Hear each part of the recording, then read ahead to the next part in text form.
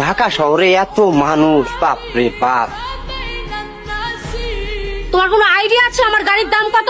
তাই বলে আপনি গায়ে হাত তুলবেন? থাক বাবা, কিছু করেন না, দোষ আমারই। তুমি কি অন্ধ যে তুমি চোখে দেখো নাই? তোমাদের মতো অন্ধ রিকশাওয়ালাদের না জেলে পাঠানো উচিত। আপনার দামি গাড়ির এমন কোনো ক্ষতি হয় নাই যে জেলে দিবেন। উল্টা আপনার জেলে দেওয়া উচিত, একটা বুড়া মানুষের গায়ে হাত তোলার চেষ্টা করার জন্য। তোমার মতো আনকালচার আমাকে জেলে পাঠাবে?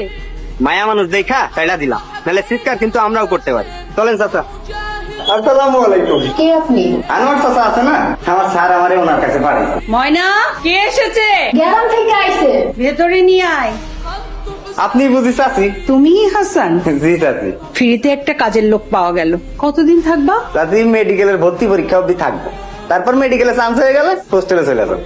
ওর মতো চাষ হইব ডাক্তার। আমিও তো এই কথাই কই, খেতে খামারে চাষবাস করে হ্যাঁ হইব ডাক্তার। কোচিং এ ভর্তি হইতে গেছে। আরে ওর ঢাকা পাঠাইলি কেন? আমি চাই ওর ভাগের সম্পত্তি আমার নামে লিখে নিব। কিন্তু তোর জামাই কি রাজি হইব? রাজি না হয় কই যাবো?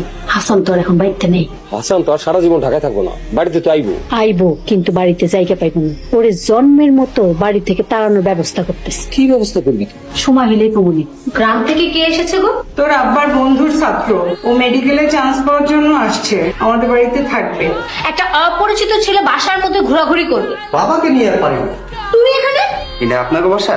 মা, এই ছেলে এই বাড়িতে কি করছে? ওর কথাই তো বলছিলাম, ওই গ্রাম থেকে এসেছে। এই ছেলে আমাদের গ্রামে, তুমি জানো সে কি করেছে? কি করেছে?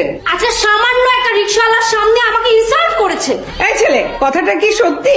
উনি একটা রিক্সাওয়ালার গায়ে হাত তুলতে গেছে। রিকশাওয়ালার গায়ে হাত তুলেছে, তাতে তোমার কি? তুমি ওকে কেন ইনসাল্ট করবে? গায়ে হাত না তুললেও তো ভালোভাবে বোঝানো যায়, একটা মুরব্বী মানুষের গায়ে হাত তুলবো কেন? ইচ্ছে করতেছে এক ঘুষি দিয়ে নাকটা ফাটাই দিই। মা, এক্ষুনি ওকে বাসা থেকে বের করে দাও। ও আমাদের বাসায় থাকবে না। এই ছেলে, এক্ষুনি বের হও। চাচি, এত বড় শাস্তি আমার দিয়েন। আমি অনেক আশা নিয়ে ঢাকায় আছি, আমার স্বপ্নটা ভাঙ্গা দিয়েন। তোমার কোনো কথাই আমি শুনবো না। তুমি কালকে সকালবেলায় চলে যাবে। চাচি, আমি আপনার কাছে মাপ চাই, আমার দয়া করে মাফ করে দেন। ক্ষমা তোমাকে করতে পারি, ক্ষমা আমার কাছে চাইলে হবে না। ক্ষমা চাইতে গেলে আমার মেয়ের কাছে চাইতে হবে। মাফ চাইতে হলে আমার কাছেই চাইতে হবে।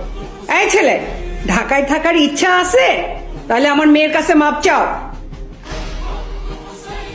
আমার দয়া করে ক্ষমা করে দেন, আমার ভুল হয়ে গেছে। নেক্সট টাইম আমার সাথে খারাপ আচরণ করার আগে আজকের এই দিনটার কথা মনে রাখো।